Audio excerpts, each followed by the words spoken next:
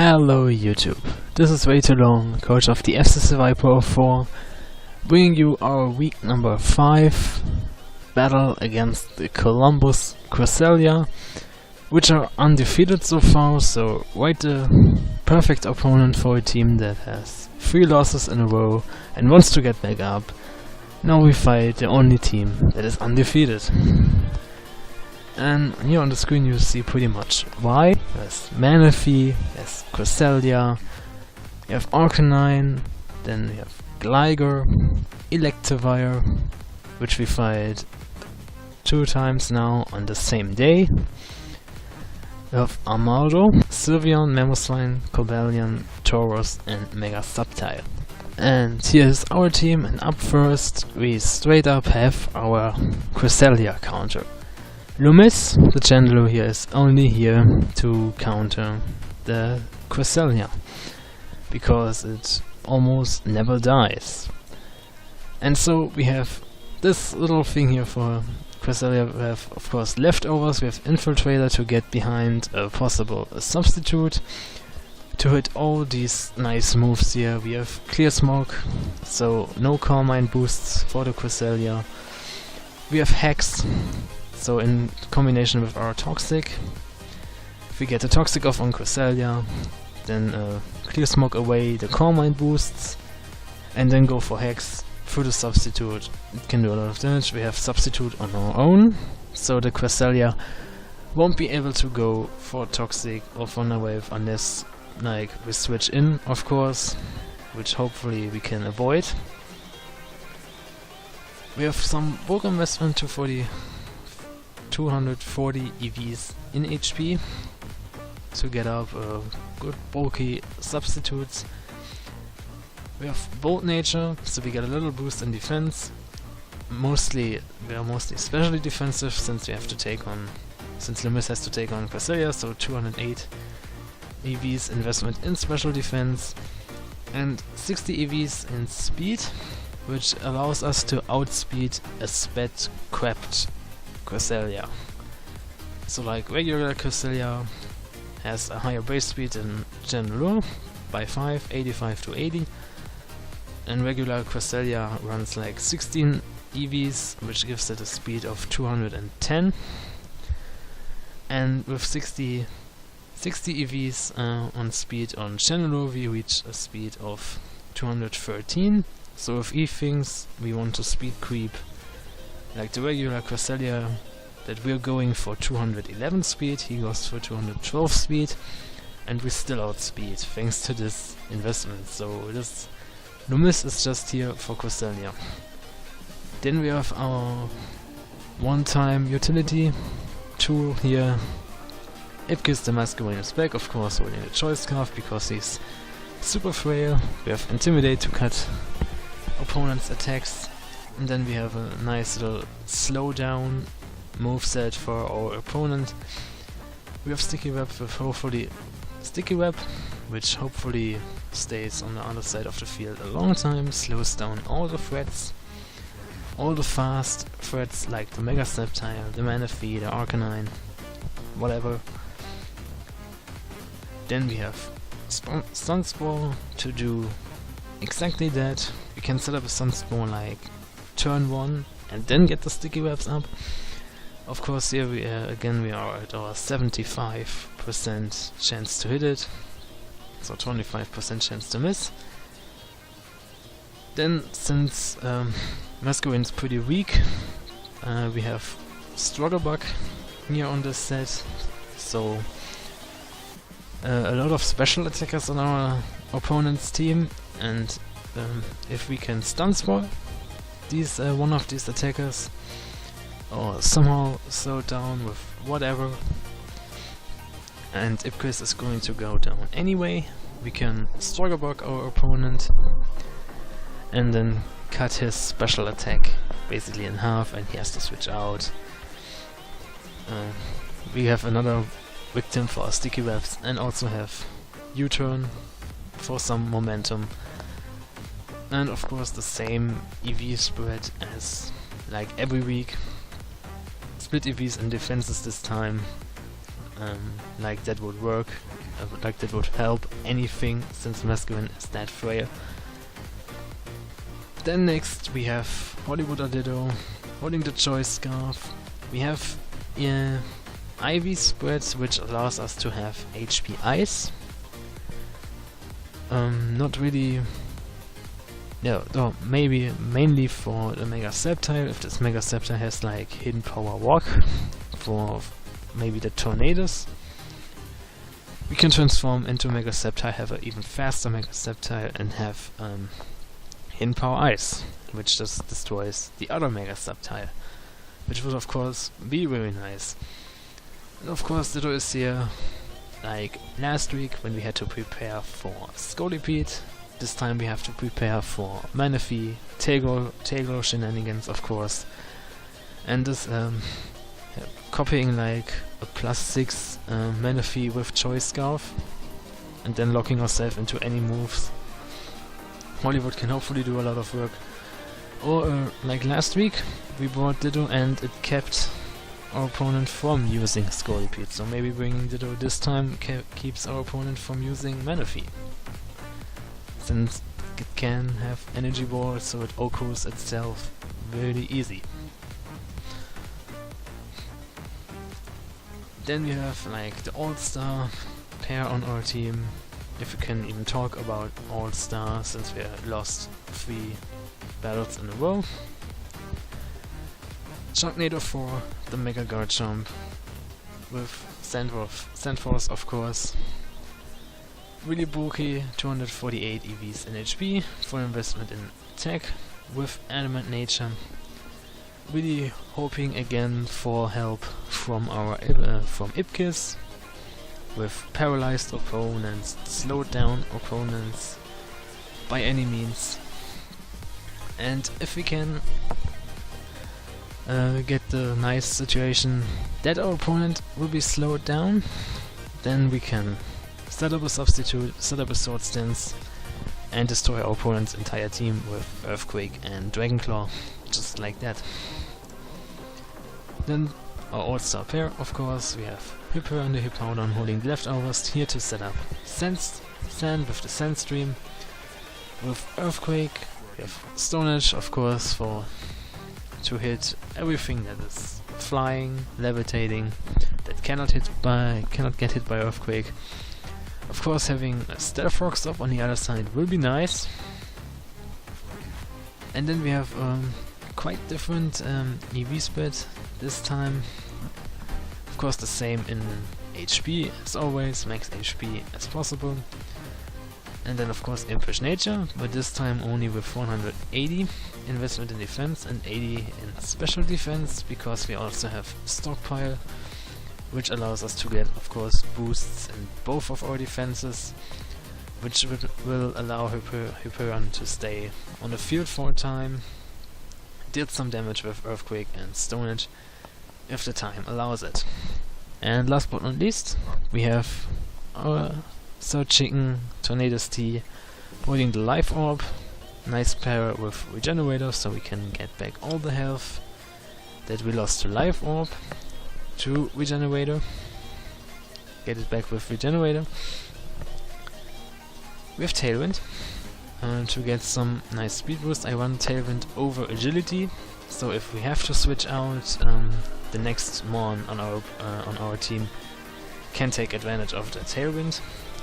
We then have Sludge Wave, mostly here for the Sylveon, since this is like the big special ball aside from Cresselia on our opponent's team, and having Sludge Wave for this is really nice. Everything else, except like the Electivire, we can hit with Hurricane, and even then Hurricane I think does some nice damage, like compared with Stealth Rocks. And then we have Hidden Power Ice, not for the Mega Sceptile. We have Hurricane for this. Now Hidden Power Ice is mainly here for the Gligar, which can get OHKO'd by Hidden Power Ice even with Eviolite. And we have 204 EVs in speed, which allows us to outspeed max speed timid Manaphy. which is basically all we need to outspeed on our opponent's team. If the Manaphy is scarfed, then investing more EVs in speed, even go timid, because as you see we are modest, even go timid won't bring us anything. If we go max speed, we can also like outspeed this Sceptile before it mega evolves, but only then. And after it mega evolves, having max speed on Tornadus is like useless, because we get outsped anyway. And so the only way such Tornadus would outspeed the Sceptile with max speed would be, of course, that he brings in Sceptile on Tornadus T, which is really unlikely, since Flying Stab, Hurricane, whatever. The only thing I'm kind of worried about, the only thing we could outspeed with having timid nature and more speed is the Cobalion, but I don't really see him bringing the Cobalion against us, because it only really works, somehow works against Klefki, it works against Heliolisk, and then I think he has better options, and even then we can live one Stone Edge and hit the Cobalion really hard, I think almost Oko it with Hurricane, so he will have to think about this. Of course, modest max special attack we can, and some investment in HP, because that's left over from the speed, which we don't invest this time, just for the sheer, just for having like extra power for Sludge Wave, Hurricane, and Hidden Power Ice. Except, especially Hurricane, if the Electivire is gone, Hurricane does so much damage to everything. If we can get a Sludge Wave on the switch in, it still does a lot of damage against most of our opponent's team, and then we can finish it off with Hurricane next turn. So this was our team. Like last week, I'm pretty confident, because that's what you need to be before every battle, even if your opponent is undefeated. I mean, maybe after 3 losses we're the first team to defeat the Cresselia with their stupid stupid bulky mascot. We will see in a few seconds. Stay tuned. So here we are in the match, and as you can see, our opponent brings Mamoswine, Sylveon, pretty much of course the Gligar, since this is best way to remove hazards, and we're almost already infamous for our sticky webs. And of course Cresselia on the Columbus Cresselias, the super annoying Pokemon. The Manaphy did come, so Ditto does not scare it off this time. Maybe it's scarfed, and then of course we have the Mega Sceptile. And I just decided to straight up lead with Masquerain to either get a Stun Spore off on our opponent's lead, slow it down, maybe get some Parahex going on, since this league is really hexy for us. And I hope we get paid back sometime soon, as long we can make the playoffs. Like if we lose this, and I think if we lose the next match, we're out. And then on the last match, if we get all our hex luck back, and of course that doesn't help us. So depending on the lead, I will go either Stun Spore or Sticky Web. And as Ipkiss leads, we see the Mamoswine lead, and I'm kind of expecting Stealth Rocks here, but every other move, of course, since we always bring Focus Sash Masquerain. He could also just attack us. He has a -1 attack now thanks to the Intimidate, so with Focus Sash I know I can live one hit, but I don't want to go for Stun Spore here, which would help, since this could be scarfed, and Stun Sporing it would absolutely slow it down. Could also go for Stealth Rocks, of course, but I prefer to go for Sticky Webs here, So I have to a turn where I can force the Glider to come in and defog. Maybe even to remove his own Stealth Rocks again, which he used now with Mamoswine. And I just don't want to go for Stun Spawn, because of course he could hit us really hard with another move. Even without being scarfed, he could have go Icicle Crash now, bring us down to our Sash, and we go for Stun Spore. We think we outspeed him, and then he goes for Ice Shot the next turn, and Ipkus is down. At least would have paralyzed one Mon, but I just prefer having the sticky webs here. And it indeed goes for Icicle Crash. I think, okay, sweet, I get my sticky webs up now, but I flinch. Perfect first turn. Ipkiss is pretty much wasted here. I just let it go down to Icicle Crash. And now, of course, I sent in Hollywood just to see what this Mamoswine is up to. And I think it definitely had knockoff. It had Icicle Crash, Earthquake, and can't remember the fourth move now. It's been a while since the battle went. And so with this set, I'm pretty sure it is Choice Scarfed. And I just go for knockoff here. So I can knock off any item, so either the Choice Scarf on our opponent, which would help later in the game, and also on every other Mon that comes in now. Without an item, we have better chances, I guess. And in comes the Cresselia, which is pretty much perfect, so we can really do only 30%. Of course we have -1 attack, but we knock off the leftovers, which does help us. So the Cresselia is forced to go for Moonlight when it wants to recover health, and I just go straight into our Cresselia counter here, Loomis. SC obviously expected that and goes for Manaphy. And this is pretty scary now. It could just go for Scald and bring us so low on health that Loomis cannot take on the Cresselia here. At this point I don't know if it is Tail Glow or if it's just Scarfed without Tail Glow to be a better counter to Ditto.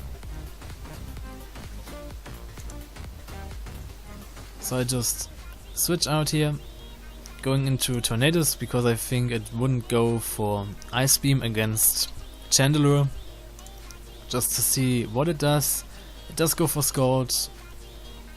Almost surprisingly, we don't get burned, but we take a nice chunk of damage here. And now I expect him to go for Ice Beam, so I bring in Ditto. So Ice Beam on Manaphy won't do that much, and I can scout out the moveset here. And I see it is indeed Tail Glow. It also has, besides Scald, of course, it does have Ice Beam, and it also has Psychic. So no energy wall, which I guess is better, since now I can hit this Manaphy. I cannot outspeed this Manaphy with Choice Scarf and immediately kill it with energy wall, since both my special balls are weak to Psychic anyways, with Tentacruel and Hitmonchan, which I didn't bring both this match. I guess Psychic is the much better choice to go here. But the Manaphy indeed goes for Ice Beam. We can tank that, but now of course he is free after me getting Psychic off.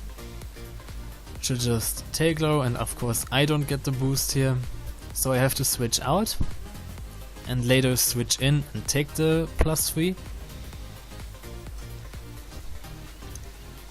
I go into Hyperion expecting him to go for Psychic, which does a lot of damage, or either a second Tail Glow, which would have been perfect, since we could have just sent in Ditto then on the +6 Manaphy and just do a lot of damage to his team, regardless in what we lock ourselves into. And of course I have to go Hyperion, go down here. Nothing on my team wants to take a +3 Scald, Ice Beam or Psychic. So at least we get the sand up, which could help Garchomp later. I mean, we only have 4 turns of sand, so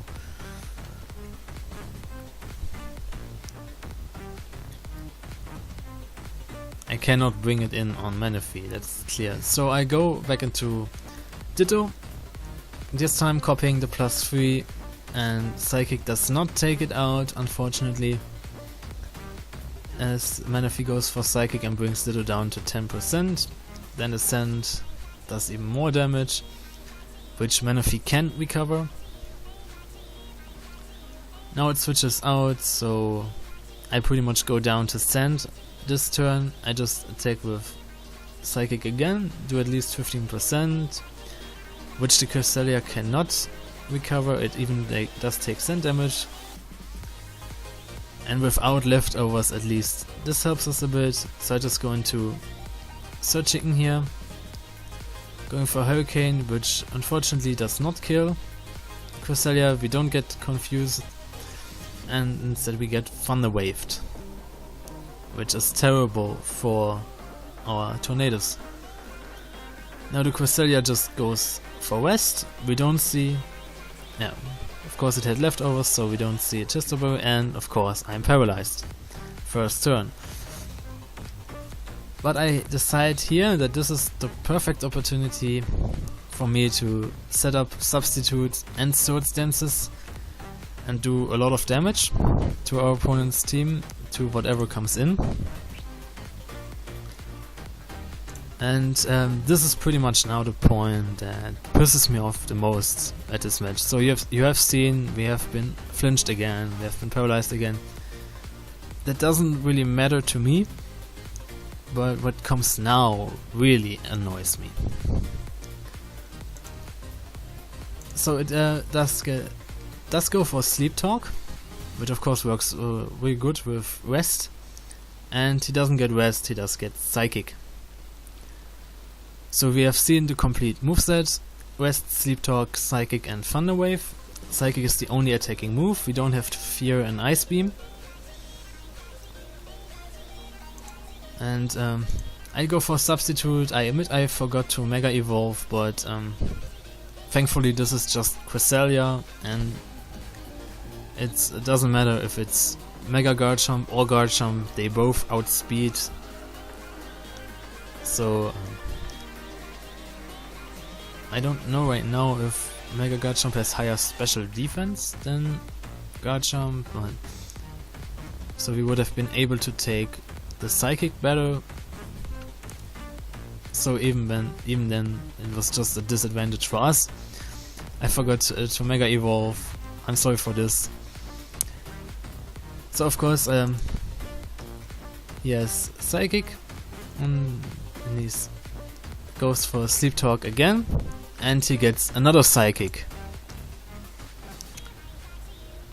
So no Rest Talk, no Thunder Wave. He gets Psychic both times, which is like a chance of 33%. This is almost like getting fissured back to back, which did happen to me in the last match of Kanto Classic, just by the way. Yeah, our Substitute is damaged now. It cannot take a second Psychic. We have a Swords Dance up. Now I get reminded that I have to Mega Evolve. As you see, it didn't really matter regarding the speed. So, but of course, because it got this really low chance of getting a Psychic twice instead of like Thunder Wave, which of course does nothing to Garchomp or Rest. Now he gets twice Psychic. So pretty much we have less health than we could have if we get Rest Talk or Thunder Wave, Sleep Talk. We would have still had our Substitute, at almost full. We could have used that turn that we now use to get up another substitute, to get up another sword stance, to get more power and have a substitute. Yeah, this is the most annoying part, I think. Like, everyone talks just about the crits and the power and the flinches, but this is so annoying. 33% chance of getting one psychic and he gets it twice. Like, rest talk isn't even a thing to this Cresselia. So as I said, I go for substitute again, knowing that Cresselia's psychic cannot break the substitute.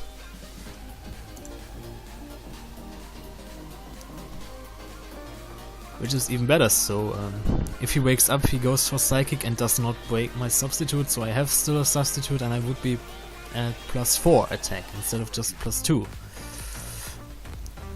So I just go for Dragon Claw. It's almost a 2-shot, and I didn't do the calcs here, but I guess with +4 we would have had a much better chance to knock this Cresselia out in one hit, keep our sub, keep a lot more health. I guess we would still be at like 50% with a sub and +4 attack.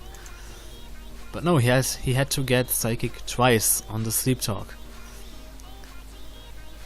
So now I just go for a substitute again, knowing that he cannot break this, and I can take out the Cresselia next turn. Psychic does not break, of course.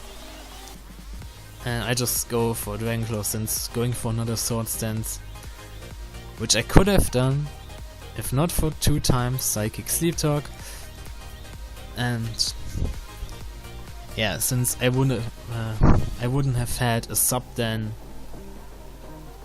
on the next mon that comes in, that probably outspeeds me, since guard jump is a little bit slow with 92 base speed. So the Scarf Mamoswine could come in, the Manaphy could come in, the Sceptile could come in and just destroy me, so I have to take the Cresselia out here. And I'm pretty sure that I can take at least the next mon out that comes in. It is the Gligar, which could have been forced to defog here if I didn't flinch turn 1 with the sticky webs. I just go for Dragon Claw, seeing it is a clear 2-hit KO, as the Gligar of course can break my damaged substitute with an Earthquake.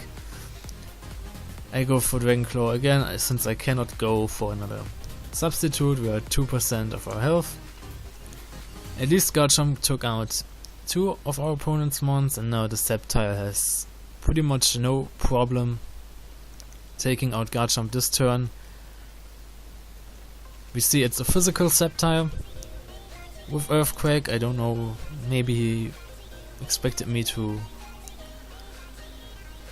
Yeah, he pretty much knew that Earthquake would take out Guard Jump. It was a safe bet, since I could have gone into Loomis here, tanking the grass move. So I go in Sword Chicken. Of course I'm paralyzed, so the Sceptile will outspeed me, but I already said that in the team prep. That Mega Sceptile definitely outspeeds me, no matter how high my investment is on a tornado. But it does get scared out. Manaphy comes in, he basically sacks that off as I go for Sludge Wave, which was much safer than going for Hurricane, since Hurricane can miss, and Sludge Wave would have been enough to take out the Sceptile. So we at least brought him down to 3 again. Now the Sylveon comes back in, thanks to the para. It will outspeed me. Sludge Wave will do like 60%, but we see it specs Hyper Voice and it's a crit. I think at the end, at the discussion, it came out that I wouldn't have lived this anyway, even if it wasn't a crit. But this is just salt in the wounds that I get critted again here. Being paralyzed too. Now my only remaining Pokemon here is Loomis.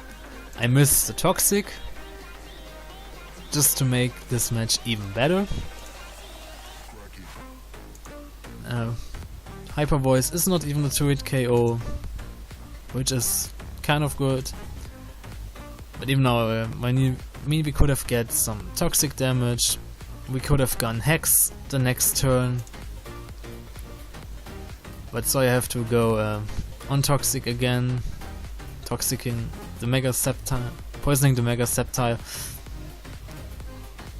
And of course it can just go for Earthquake here and take out Loomis no matter what.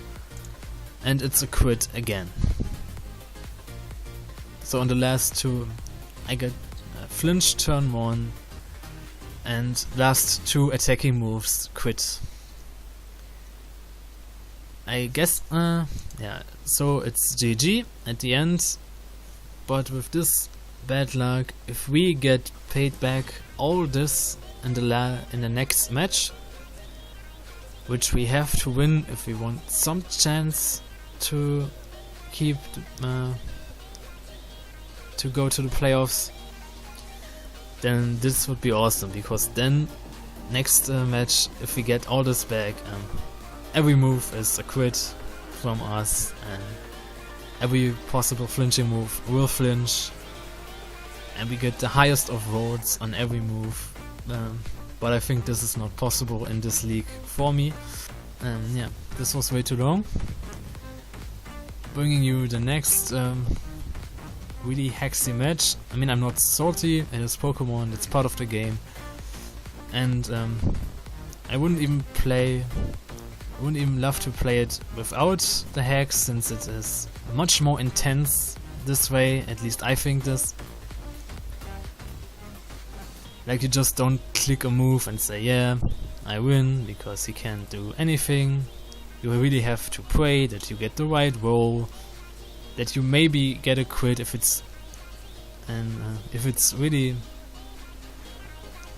hard to win, it depends on the crit and you get the crit. This is so relieving, it's intense, it's a lot of emotions, and this is why I do not hate the hex as much as most other people do, I guess.